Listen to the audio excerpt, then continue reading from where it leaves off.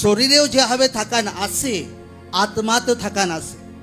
আচ্ছা, উপবাস করে ফেললাম 40 দিন, চলো ভাই থকে গেছি, একটু ঘুরে আসি। ভাই ঘুরতে গিয়ে 1 মাস আর পাত্তা নেই,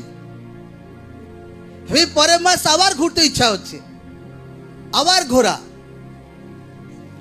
এই জায়গাতে লোকরা রং তরিকা আপন করে।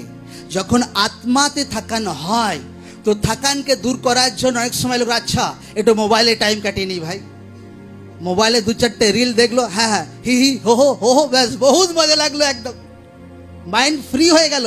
হ্যাঁ, হয়ে যায় কি না? কিন্তু লোকরা এরকম তরিকা ইউজ করা বন্ধ করুক।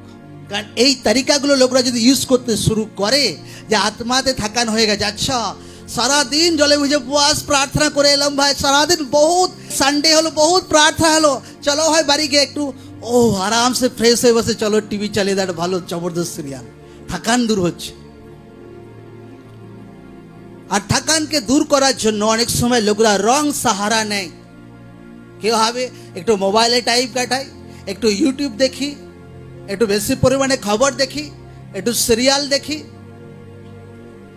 একটু পাশের বাড়ির দিদির সঙ্গে ভাই 10 দিন দেখা হয়নি, তার সঙ্গে 1 ঘন্টা টাইম কাটাই।